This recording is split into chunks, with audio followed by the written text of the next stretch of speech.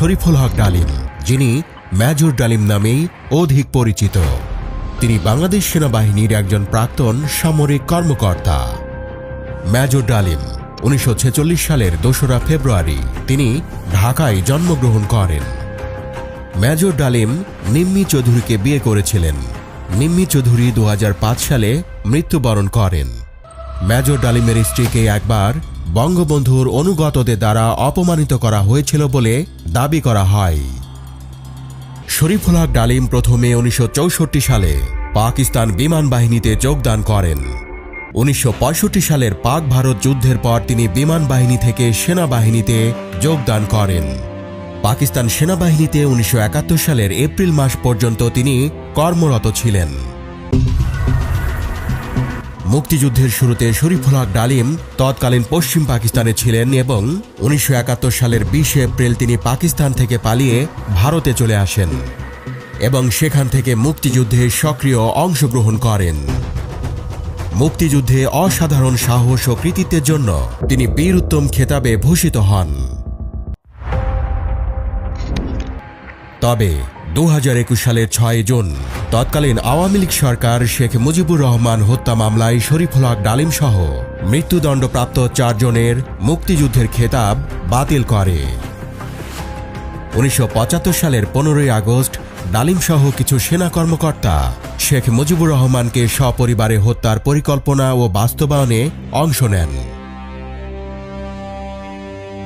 Major Syed Faruk Rahman, Khandakar Abdur Rashid ও major ডালিম সহ আরও কয়েকজন সেনা কর্মকর্তা সেনা অভ্যুত্থানের পরিকল্পনা করেন।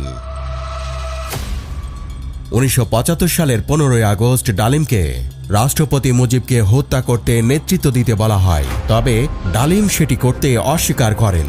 এরপর তাকে 2য় ফিল্ড আর্টিলারি রেজিমেন্টের দায়িত্ব দেওয়া হয়।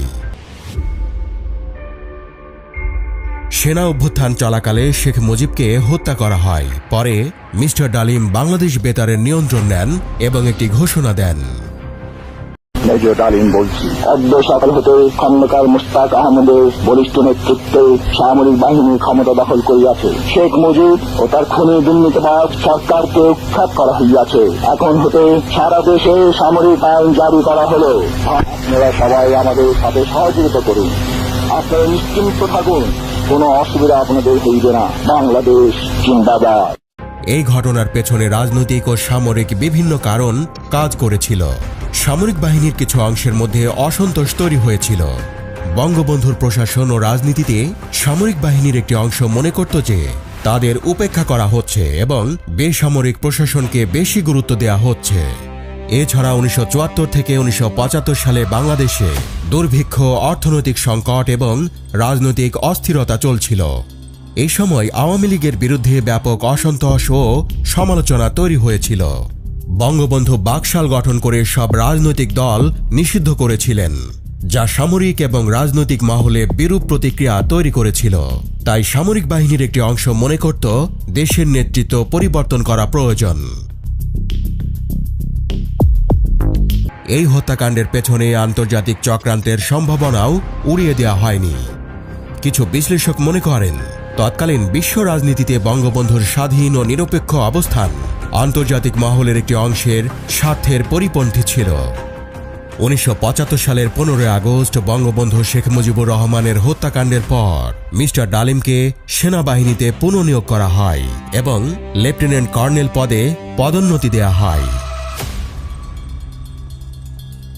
1976 সালে পররাষ্ট্র মন্ত্রণালয়ে নিয়োজিত হবার পর গণচীনে তাকে কূটনীতিক হিসেবে প্রেরণ করা হয়। 1980 সালে তিনি লন্ডন হাই কমিশনের সাথে যুক্ত হন। 1982 সালে কমিশনার হিসেবে হংকংয়ের দায়িত্বভার গ্রহণ করেন।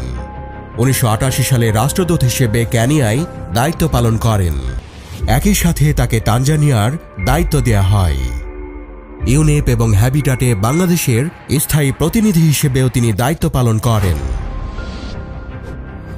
সোমালিয়ায় যুদ্ধকালীন সময়ে জাতিসংঘের শান্তিরক্ষা বাহিনীর অংশ হিসেবে প্রেরিত বাংলাদেশ সেনাবাহিনীর সদস্যদের সার্বিক তত্ত্বাবধানের বিশেষ দায়িত্বও তিনি পালন করেন।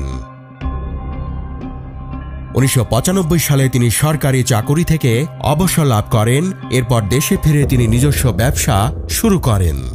তবে এ কথাও বলা হয় 1996 সালে আওয়ামী লীগ ক্ষমতায় আসার পর বঙ্গবন্ধু হত্যা মামলার বিচার শুরু হলে মিস্টার ডালিমকে সেনাবাহিনী থেকে বরখাস্ত করা হয় এবং বঙ্গবন্ধু হত্যা মামলা পুনরুজ্জীবিত করা হয়।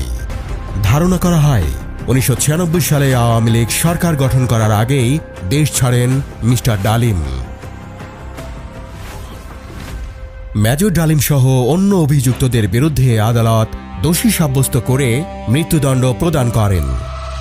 2010 সালে 5 জনের ফাঁসি কার্যকর হওয়ার পর একই পরিণতির আশঙ্কায় ডালিম সহ 6 জন বারবার তাদের অবস্থান পরিবর্তন করেন। 2016 সালে জানা গিয়েছিল তিনি আফ্রিকায় বসবাস করছেন। তবে বঙ্গবন্ধুর খুনিদের খুঁজে বের করার জন্য 1996 সালে গঠিত টাস্কফোর্সের সদস্য অ্যাম্বাসেডর ওয়ালিউর রহমান 2021 সালে বলেন, মেজর ডালিম ও খন্দকার আব্দুর রশিদ পাকিস্তানের পাসপোর্টধারী এবং কোটিপতি ব্যবসায়ী। তিনি বলেন, মেজর ডালিম পাকিস্তান থেকে কেনিয়ায় নিয়মিত যাতায়াত করছেন। শরীফুল হক ডালিম দীর্ঘদিন আত্মগোপনে ছিলেন। 2024 সালের আগস্টে বাংলাদেশে শেখ হাসিনার সরকারের পতন ও রাজনৈতিক পট পরিবর্তনের পর 2025 সালের 5 জানুয়ারি মিস্টার ডালিম প্রবাসী সাংবাদিক ইলিয়াস হুসাইনের ইউটিউব চ্যানেলে একটি লাইভ সাক্ষাৎকারে অংশগ্রহণ করেন। সাক্ষাৎকারে মিস্টার ডালিম তার জীবন, সমসাময়িক রাজনৈতিক বিষয় এবং বাংলাদেশের ইতিহাসে তার ভূমিকা নিয়ে আলোচনা করেন। মেজর ডালিম কয়েকটি বইও লিখেছেন। এগুলো হচ্ছে যা দেখেছি, যা বুঝেছি, যা করেছি, আমি মেজর ডালিম বলছি, কিছু কথা কিছু ব্যথা।